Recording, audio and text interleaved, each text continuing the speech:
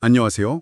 오늘 저희는 여러분께서 보내주신 자료, 에너지연구소의 공정배관 진동유발 피로 파손 방지 가이드라인, 이걸 좀 깊게 파볼까 하는데요. 이번 시간에 미션은 이겁니다. 주배관, 그러니까 메인라인의 진동으로 인한 파손 가능성, LOF라고 하죠. 이걸 어떻게 숫자로 평가하는지, 특히 그 기술 모듈 T2, TM-02, 여기에 초점을 맞춰보려고 해요. 자, 한번 들어가 볼까요? 네, 이 가이드라인이 아주 체계적인데요.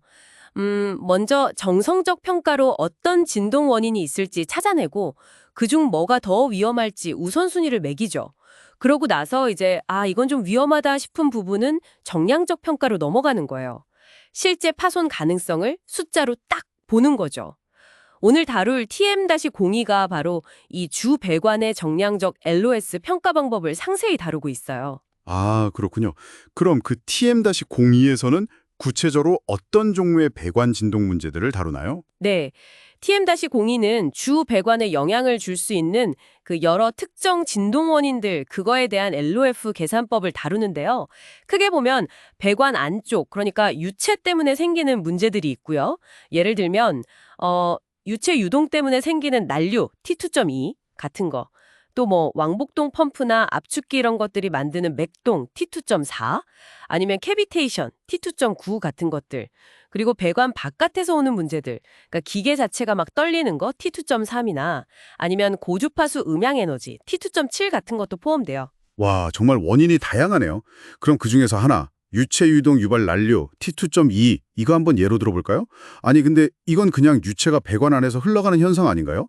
이걸로 인한 위험을 어떻게 진짜 숫자로 표현할 수 있다는 거죠? 핵심은 그 흐름 안에 있는 에너지예요. 그냥 흐르는 게 아니라 에너지를 가지고 배관을 치는 거죠. 그래서 표준평가 T2.2.3에서는 그 핵심 변수 로브의 제곱이라고 하는 거 로브의 제곱 이걸 계산해요. 유체 밀도의 속도 제곱을 곱한 값인데요. 이게 바로 유체가 가진 운동 에너지, 그러니까 배관을 얼마나 세게 때리는지 그 힘의 세기라고 보시면 돼요. 아, 힘의 색이. 네요.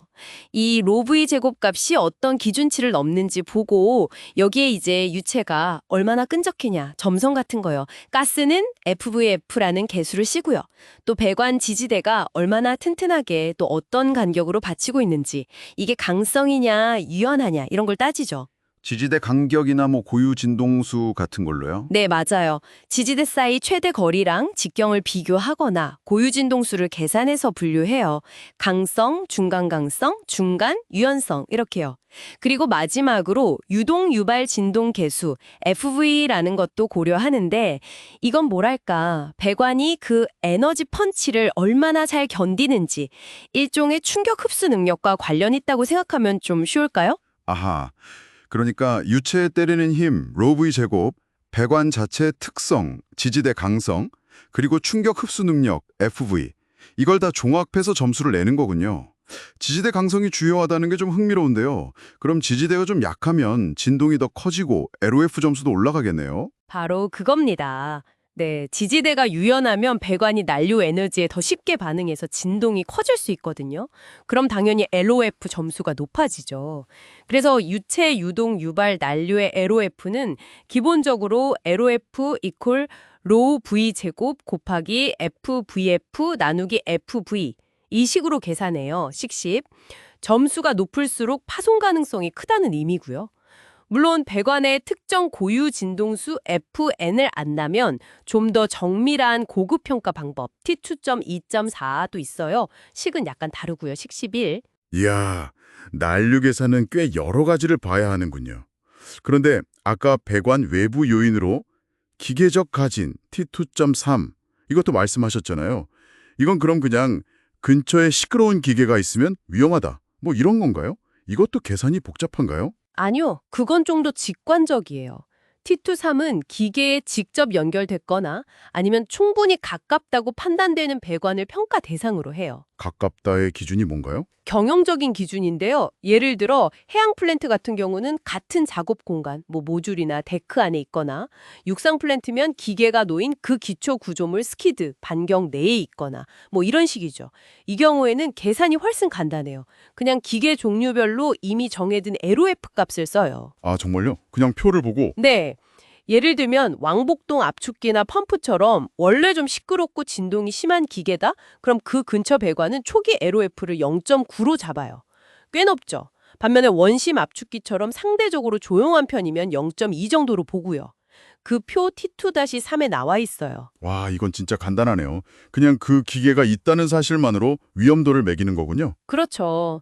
일단은 그렇게 보수적으로 접근하는 거예요. 물론 나중에 상세한 구조 동적 해석 같은 걸 하면 이 점수를 낮출 수도 있긴 하지만요. 아, 그러니 난류처럼 유체 특성이나 배관 설계까지 복잡하게 따져야 하는 경우도 있고, 기계 진동처럼 그냥 종류만 보고 표에서 값을 찾는 간편한 방식도 있다, 이런 거군요. 원인에 따라 다르네요. 자, 그럼 이 모든 정량적 평가가요, 결국 이 위험을 관리해야 하는 우리 청취자 여러분께는 구체적으로 어떤 의미가 있는 걸까요? 네, 그게 중요하죠. 가장 큰 의미는 그 막연했던 진동 때문에 위험할 것 같아 이걸 구체적인 숫자로 바꿔준다는 데 있어요. 그래서 어디가 얼마나 위험한지 또 왜 위험한지를 명확히 알 수 있게 되는 거죠. 예를 들어서 유체 유동 유발 난류 LOF가 높게 나왔다. 그러면 여기는 유속이 너무 빠르거나 지지대가 좀 약하구나. 이렇게 진단할 수 있잖아요. 네네. 원인을 알게 되는군요. 그렇죠. 그럼 이제 해결책을 찾을 때도 그냥 막연하게 찾는 게 아니라 TM-10 같은 후속 모듈에서 지지대를 보강하는 방법 T10.221이나 밸브 설정을 바꿔서 유속을 조절하는 방법 T10.2214 같이 딱 맞는 조치를 찾아볼 수 있는 거예요. 만약에 기계적 가진 정수가 문제였다면 배관의 고유 진동수를 좀 바꾸는 방법 T10.321이나 기계 자체의 진동을 잡는 데 집중할 수 있겠죠. 아, 그러니까 문제의 핵심을 딱 짚어내고 가장 효과적인 해결책으로 바로 갈 수 있게 도와주는 거네요. 네, 맞습니다. 일종의 내비게이션 역할을 해주는 거죠.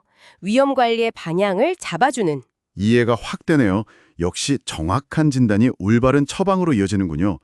오늘은 주배관 진동 위험을 이렇게 숫자로 평가하는 방법, 특히 TM2가 유체 난류 문제와 기계 진동 문제를 어떻게 다루는지 살펴봤습니다. 네, 그리고 한 가지 기억하실 점은 이 정량적 평가는 보통 그냥 하는 게 아니라 더 넓은 범위에서 어디가 좀 의심스럽다 하고 먼저 걸러내는 정성적 평가 해TM 다음에 진행된다는 거예요. 아, 순서가 있군요. 네, 전체적인 위험 관리 프로세스의 한 단계인 셈이죠.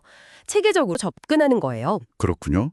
자, 마지막으로 청취자 여러분께 생각해 볼 질문 하나 던져드리고 마무리할까 합니다. 이 가이드라인은 분명 많은 연구와 경험을 바탕으로 알려진 물리 법칙과 설계 변수를 가지고 파손 가능성을 예측하려고 하잖아요.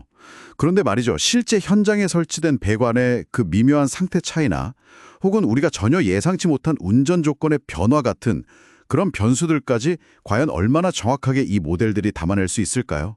이 평가 방법들을 현장에 적용하시면서 이런 계산상의 예측과 실제 현장의 복잡성 사이에서 어떤 고민을 하게 될지 한번 생각해 보시는 것도 의미가 있을 것 같습니다.